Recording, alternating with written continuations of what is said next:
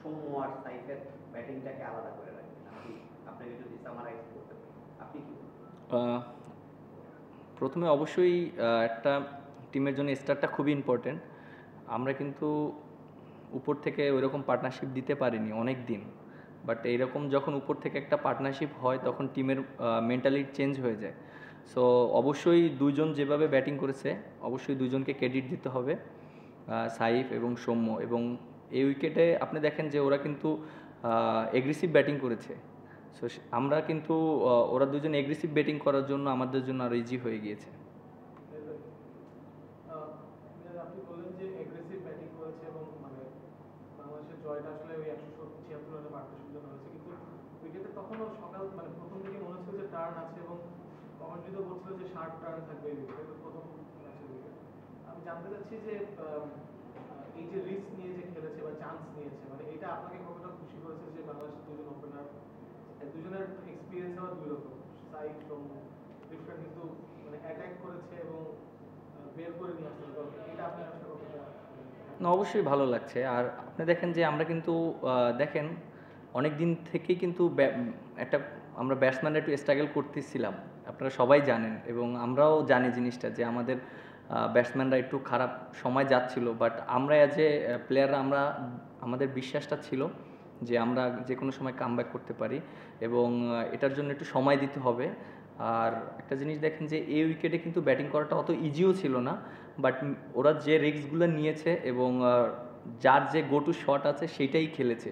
যেমন সৌম্য সরকার যে শটসগুলো খেলেছে আপনি দেখেন, রাইট আর্ম অফ স্পিনার ক্ষেত্রে আপনি রিভার সুইপ করেছে, কারণ ওটা ওর জন্য অপশনস বেশি রানস করার। এবং সাইফ হাসান যেভাবে খেলেছে, রাইটি বোলারকে অ্যাটাক করেছে, মানে ওরা ক্যালকুলেটিভ রিস্ক নিয়ে খেলেছে। এবং আমার কাছে মনে হয় যে ওরা দুইজনে যেভাবে ব্যাটিং করেছে এটার জন্য আমাদের টিমটা একটা ভালো একটা অবস্থানে গিয়েছে।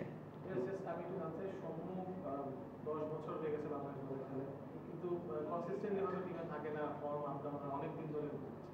তো তার কাছ থেকে আপনাদের এক্সপেকটেশন কি থাকে, এবার কি হ্যান্ড ওভার করে ডেলিভার করছে?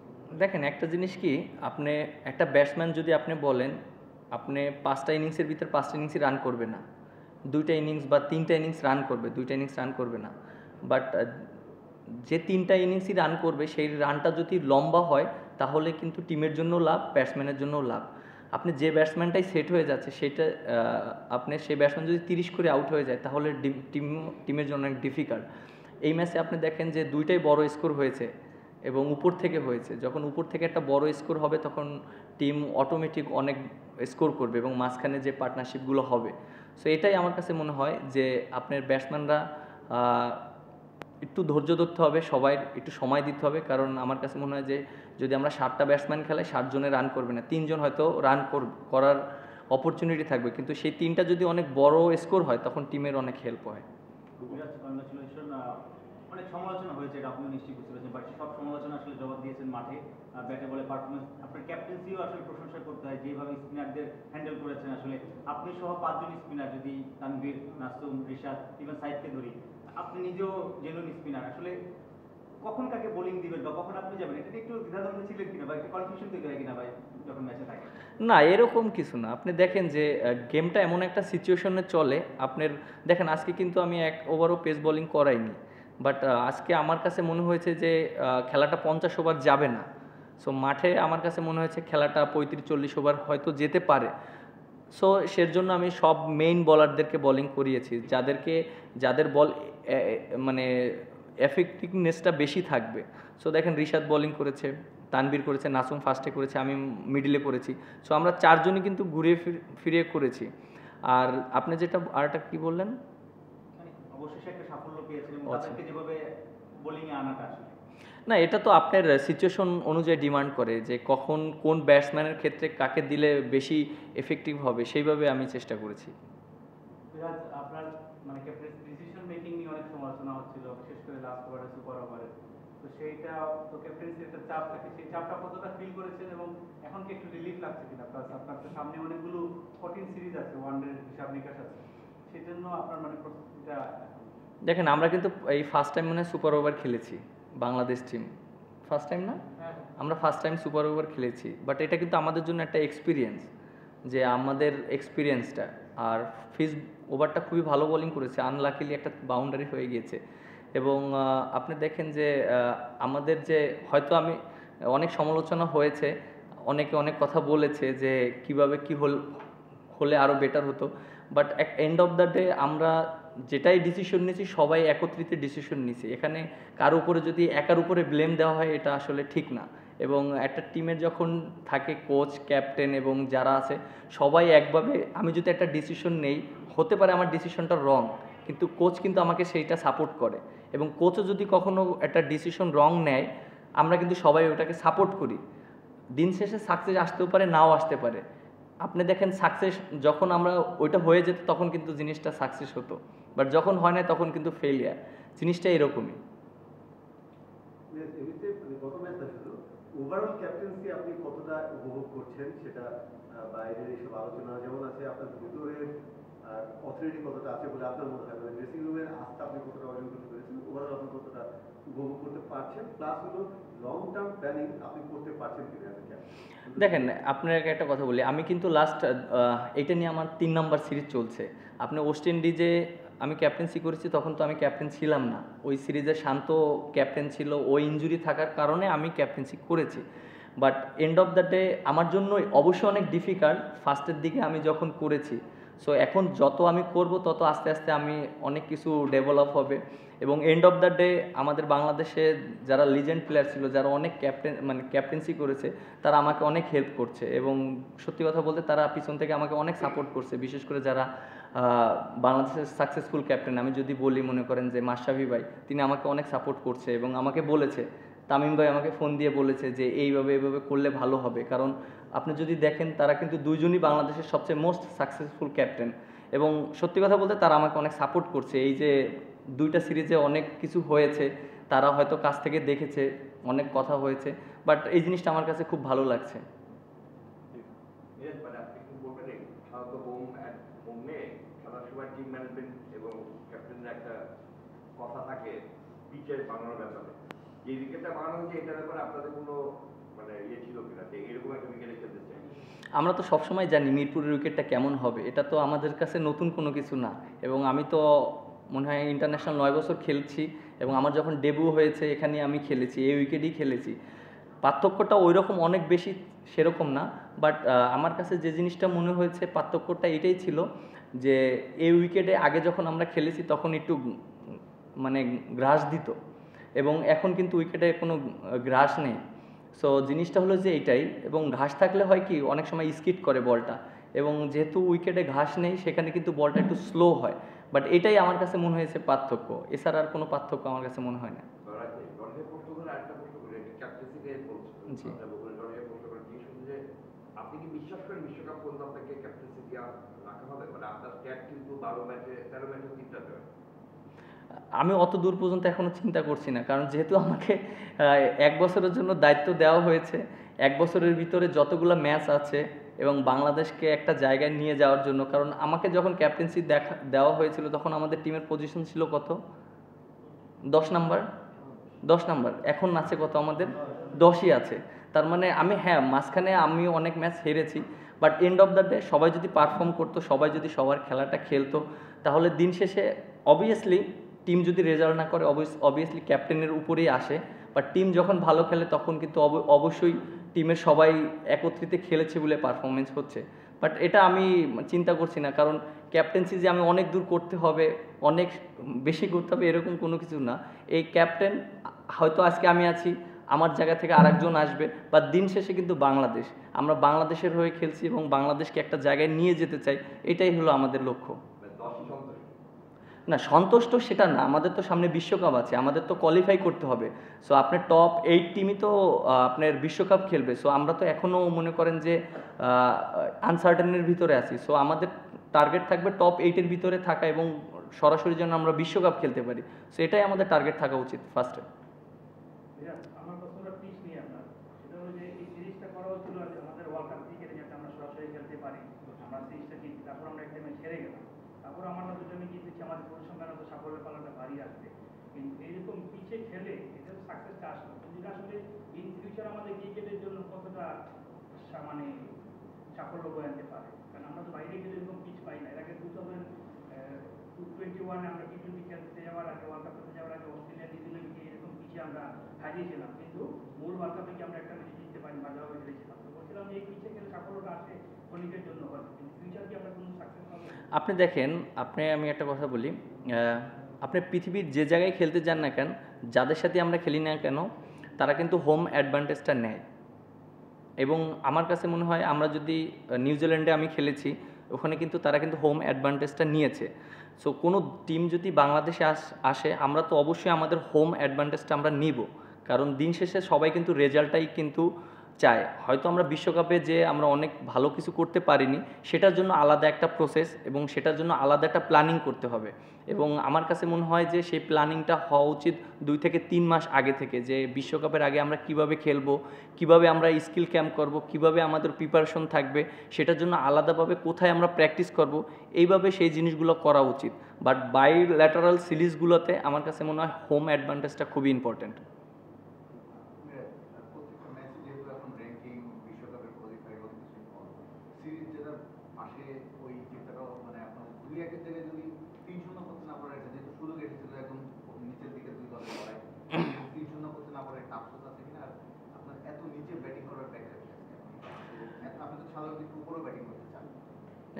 দেখেন, অবশ্যই 3টা ম্যাচ জিতলে তো আমাদের একটা ভালো একটা অবস্থানে আমরা থাকতাম, এবং লাস্ট ম্যাচটা যেভাবে হয়েছে অনেক এক্সাইটেড মোমেন্টগুলো ছিল। আপনি দেখেন যে সুপার ওভার হয়েছে এবং 1 ওভারে 5 রান লাগতো, তারপরে ক্যাচ উঠেছিল, আনফর্চুনেট আমরা ধরতে পারিনি, বাট অনেক ঘটনা ঘটেছে। বাট ওটা যেটা চলে গেছে সেটা তো আর এখন কথা বলে লাভ নেই। আর আজকে যে প্ল্যানিংটা ছিল, যেহেতু ওদের লেফট হ্যান্ডি বলার ছিল, আমরা রাইটি লেফটি কম্বিনেশনটা করছিলাম। বিশেষ করে লেফটি বলারের ক্ষেত্রে লেফটি ব্যাটসম্যান ব্যাটিং করলে বাউন্ডারিটা ইজি মারা যায়। সো আমরা ওইভাবে চেষ্টা করেছি যে নাসুমকে উপরে ব্যাটিং করিয়েছি এবং আমি সোহান পিছনে ব্যাটিং করেছি, কারণ ওদের যেহেতু বামহাতি লেফট আর্ম স্পিনারদের ওভার বেশি ছিল, এর জন্য আমরা এই জিনিসগুলো করেছি। ওডিআই ক্যাপ্টেনের এক্সপিরিয়েন্সটা মিক্সড, সিরিজ জিতেছেন, কিছু হেরেছেন। টেস্ট ক্যাপ্টেনের চেয়ারটা বাংলাদেশে এখন ফাঁকা।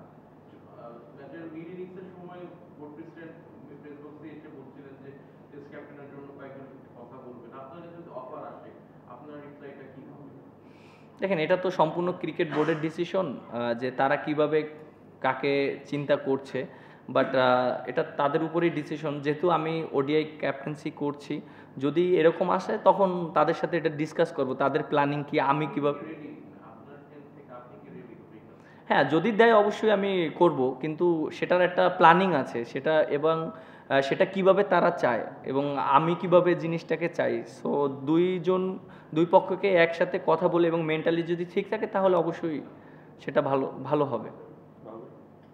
মিরাজ, আপনি বললেন যে আমাদের ওপেনিং পেয়ার সাইফ অ্যান্ড শুভ দুজনেই মানে ক্যালকুলেটিভলি রিস্ক নিয়েছে। তো এই ক্যালকুলেটিভ রিস্কটা কালকে নেওয়া যেত কিনা বা গেলে ভালো হতো কিনা, আপনি এই মতো বলবেন। তো সবাই জানে যেটা 3-0 হলে আমাদের জন্য বেটার হতো। এই কালকে না পারা থেকে কি আপনারা কোনো রকমের টিম মিটিংয়ে বা এই ওপেনিং প্লেয়ারের উপরে কি কোনো রকমের কোনো প্ল্যান ইনস্ট্রাকশন আসছিল, নাকি তারা তাদের মতো করে এই রিস্কটা নিয়ে এগোবে? না, অবশ্যই কোনো কিছু করলে অবশ্যই একটা টিম প্ল্যানিং থাকে এবং সবাই সবার সাথে ডিসকাস করে, এবং এটাও আমাদের একটা টিম প্ল্যানিংয়ের একটা অংশ ছিল। এবং এর আগে দেখেন আমরা কিন্তু ব্যাটসম্যানরা অনেক ফেল হয়েছে, অনেক রিস্ক। আপনি রিস্কটা যখন নেবেন তখন যদি আপনি কনফিডেন্টের সাথে রিস্কটা নেন তখন কিন্তু আপনার সাকসেস রেটটা বেশি থাকবে। সো এর আগে হয়তো আমরা নিব কি নিব না এটা একটা দ্বিধাদ্বন্দ্বের ভিতরে ছিল, বাট যখন আমরা এখন এসেছি আমরা চিন্তা করেছি যে আমাদের মাইন্ডটা যেন ক্লিয়ার থাকে এবং আমরা যেন ক্লিয়ার মাইন্ডে ডিসিশনটা নেই। আর আপনি যখন ক্লিয়ার মাইন্ডে কখনো ডিসিশন নেবেন সাকসেস রেটটা বেশি থাকবে। Last few question. আপনি বলছিলেন যে বিশ্বকাপের প্রিপারেশন নেওয়ার জন্য 2-3-4 মাস যথেষ্ট। যদি আপনি ক্যাপ্টেন থাকেন তাহলে কি আপনি হোম সিরিজগুলো এমন উইকেটেই খেলতে চান? আর যদি এমন উইকেটেই খেলতে চান তাহলে আফ্রিকার মতো উইকেটের জন্য কি উইকেটে ওয়ার্ল্ড কাপ খেলার জন্য কি 2-3 মাস যথেষ্ট হবে আপনার কাছে মনে হয়? না, আমাদের তো আরও অনেক হোম সিরিজ আছে, আমরা যে সব ম্যাচই এখানে খেলবো এরকম কোনো কিছু না, আমরা হয়তো বাইরেও অনেক ম্যাচ খেলবো। আর যেহেতু আফ্রিকাতে খেলা আছে, আফ্রিকার খেলার আগে হয়তো টিম ম্যানেজমেন্ট আমরা যারা আছি আরও সুন্দর মতন প্রিপারেশন নিতে পারবো, বাট বিশ্বকাপ তো এখন অনেক দেরি। সো আমাদের সামনে যে সিরিজগুলোতে আছে সেইগুলো নিয়ে আমাদের ফোকাস করা উচিত এবং আমাদের আগে পজিশনটা ঠিক করা উচিত, কারণ আমরা তো আমাদের জায়গাটা অবস্থানটা ঠিক করতে হবে আগে। মিরাজ, আপনি বললেন যে হোম অ্যাডভান্টেজের ব্যাপারটা, যে সব টিমই হোম অ্যাডভান্টেজ চায়। আমাদের জন্য আসলে হোম অ্যাডভান্টেজটা আপনি কি মানে মনে হয় কি আসলে আমাদের জন্য হোম অ্যাডভান্টেজটা কি? কারণ হচ্ছে ওয়েস্ট ইন্ডিজ আসছে, আপনি বললেন যে এই উইকেটগুলো তাহলে ওদের কথা চিন্তা করে হোম অ্যাডভান্টেজ। আফগানিস্তান আসলে এখানে হোম অ্যাডভান্টেজটা কি এরকম কিছু? আফগানিস্তান আসলে তো আমরা অট্র উইকেটে খেলবো, কারণ আমরা তো এর আগে আফগানিস্তানের সাথে খেলেছি, আমরা চিটাগংয়ে খেলেছি। দেখেন আমরা যতগুলো ওডিআই ম্যাচ খেলেছি চিটাগংয়ে খেলেছি, এবং এটা আপনি দেখেন আফগানিস্তান যে সিরিজটা আমরা খেলেছি দুবাইতে, ওরা কিন্তু আমাদেরকে কোনো পেস বোলিং উইকেট দেয়নি এবং অনেক স্লো উইকেট দিয়েছে, যেন ওরা স্পিনাররা অ্যাডভান্টেজ পায়। সো আমরা এটা এটা এটা একটা টিম প্ল্যানিং, আর এটা কোনো দোষের কিছু না। এটা পৃথিবীর যে দেশেই যান না কেন সবাই হোম অ্যাডভান্টেজই নেয়। মিরাজ, সাইফ আর ঈশান সম্পর্কে একটু আপনার ওপিনিয়ন জানতে চাচ্ছিলাম, যে সাইফ দলে ফিরেছে অনেকদিন পরে, আর ঈশান কন্টিনিউ করছে বেশ ভালো, এই সিরিজে 12 উইকেট নিল। তো আপনার ওপিনিয়ন কি দুজনের ডেভেলপমেন্ট? না, অবশ্যই আপনি দেখেন যে ঋষাদ যেভাবে বোলিং করেছে এবং ও যেভাবে লাস্ট 2-3 বছর মানে একটা জায়গায় এসেছে, এটা আমাদের দেশের জন্য অনেক একটা ব্লেসিং আমি মনে করি। এবং আমাদের যে আমি অবশ্যই যারা কোচ আছে তাদেরকে ক্রেডিট দিতে চাই, কারণ ওর প্রতি যে কনফিডেন্টটা রেখেছে এটা অবশ্যই ক্রেডিট দিতেই হবে। এবং ওকে যেভাবে খেলিয়েছে এটাও একটা ক্রেডিট দিতে হবে, কারণ সাধারণত আমরা লেগ স্পিনারদেরকে ওই ট্রাস্টটা পাই না। এবং এই হোল সিরিজ ধরে ও যেভাবে বোলিং করেছে, লাইন লেন্থ এবং কন্ট্রোলটা ভালো ছিল, এবং আফগানিস্তান অনেক ভালো বোলিং করেছে। আর আমার কাছে মনে হয় যে ও যেহেতু পিএসএল খেলেছে, বাইরের অনেক পিএসএল খেলেছে, ওখানেও একটা কনফিডেন্ট হয়েছে। সো আমার কাছে মনে হয় বাইরের টুর্নামেন্ট খেললে আরও বেশি কনফিডেন্ট হবে। সাইফের ব্যাপারটা কি বলবেন? হ্যাঁ, সাইফ হাসান ও দেখেন যে অনেকে তো অনেক সময় মনে করছে যে টেস্ট খেললে হয়তো ওয়ানডে খেলতে পারবে না, ওয়ানডে খেললে এটা একটা আমার কাছে মনে হয় এটা একটা ঠিক না। একটা প্লেয়ারকে যদি টার্গেট করে বলেই দেওয়া হয় টেস্টই প্লেয়ার, এটা ঠিক না। আমার কাছে মনে হয় কোন প্লেয়ারের কোন প্রতিভা আছে কেউই আমরা জানি না। সো একটা সময় তো আমরা মনে করছি সাইফ হাসান মানে টেস্ট প্লেয়ার, কিন্তু আপনি দেখেন টি-20তেও কীভাবে খেলেছে, ওডিআইতে কীভাবে খেলেছে। সো আমার কাছে মনে হয় যে ও যে ব্যাটিংটা করেছে এশিয়া কাপে এবং আজকে যে ব্যাটিংটা করলো, কনফিডেন্ট নিয়ে খেলেছে। সো আমার কাছে মনে হয় এই কনফিডেন্টটা যদি ধরে রাখতে পারে তাহলে বাংলাদেশ টিমের জন্য অনেক বেনিফিটেড হবে। আমি হোম অ্যাডভান্টেজ নিয়ে কথা বলি। আমরা 10 সাল 11 সালের দিকে হোম সুবিধা নিয়ে এশিয়া কাপ ফাইনাল খেলেছি, কিন্তু বাইরে যেয়ে হেরেছি। এখন আমরা সুবিধা নিচ্ছি, দিচ্ছি, বাইরে যেয়ে হারছি। বাংলাদেশের ক্রিকেট কি আদৌ দলভাবে চলবে? উন্নতির জায়গাটা কি? আপনি যে বললেন আমরা বাইরে হেরেছি, আমরা কিন্তু বাইরে অনেক ম্যাচ জিতেছিও। আমরা কিন্তু সাউথ আফ্রিকাকে সিরিজ হারিয়েছি, তারপরে আরও অনেক ম্যাচ আমরা জিতেছি, ওয়ার্ল্ড কাপে আমরা জিতেছি। হ্যাঁ, একটা জিনিস আপনি বলতে পারেন যে আমাদের যে রেজাল্টটা করার উচিত ছিল সেই রকম আমরা রেজাল্টটা করতে পারিনি, বাট এটা একটা প্রসেসের ভিতর থেকে যেতে হবে এবং আপনি প্ল্যানিংটা আরও সুন্দর মতন করতে হবে। এবং আমার কাছে মনে হয় যে হোম অ্যাডভান্টেজ আমরা যে সবসময় নিই এরকম কোনো কিছু না। আমরা যখন ইন্ডিয়ার সাথে খেলেছি আমরা তো ট্রু উইকেটে খেলেছি, মিরপুর মাঠে কিন্তু ট্রু উইকেটে আমরা খেলেছি। দেখেন আপনার চিটাগংয়ে যান, চিটাগংয়ে আমরা ট্রু উইকেটে খেলেছি। সবসময় যে আমরা হোম অ্যাডভান্টেজ নিই এরকম কোনো কিছু না, আমরা ট্রু উইকেটেও অনেক সময় খেলেছি বাইরের টিমের সাথে। জানতে চাচ্ছেন যে ফিল সিমন্সের রোলটা বাংলাদেশ টিমে কি? কারণ বিভিন্ন ধরনের সিদ্ধান্তে দেখা যায় যে সবকিছু মোহাম্মদ সালাউদ্দিন নিচ্ছে, উনি কি সিদ্ধান্তে থাকেন? না, অবশ্যই হেড কোচ ফার্স্টে সিদ্ধান্ত নেয়, এটা সবার একটা ধারণা যে সব কিছু মনে হয় যে ক্যাপ্টেন, কোচ এবং মনে করেন যে সালাউদ্দিন স্যারের কথা যেটা এসেছে উনিই নিচ্ছে, এরকম কোনো কিছু না। আমরা যখন ডিসিশন নেই সবাই একসাথেই পরামর্শ করা হয়। ফিল সিমন্স তিনি পরামর্শ করেন, সালাউদ্দিন স্যারের সাথে কথা বলেন, আমার সাথেও কথা বলেন, এবং অনেক সময় আমরা এগ্রি করি, অনেক সময় ডিসএগ্রি করি, এবং আমি আবার একটা কথা বললাম, আবার সালাউদ্দিন স্যার একটা কথা বললো, তখন তিনি জিনিসটা শুনেন। এরকমই জিনিসটা, কারণ একটা আলোচনার মাধ্যমে কিন্তু ডিসিশন হয়, এরকম না যে আমি একা ডিসিশন নিয়েছি এইটাই হবে, এরকম কখনো কোনো কিছু না। সব কিছু একসাথেই নেওয়া হচ্ছে, সবার ডিসিশনটা একসাথেই নেওয়া হচ্ছে।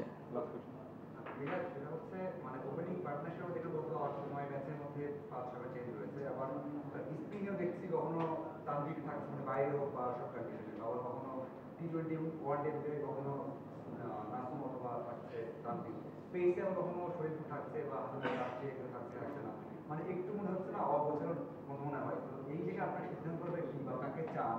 আমি বললেন তো ওয়ার্ল্ড কাপ হয়তো বা শুরু হওয়ার 3-4 মাস আগে সিদ্ধান্ত নিন, তারপরে তো একটা সেট আপের বিষয় আছে, মানে আপনার চাওয়াটা কি বা আপনি কিভাবে দলটাকে বোঝাতে চান বা স্পিনারদের কারে চান নাকি লাস্ট মিনিট সিদ্ধান্ত নেবেন?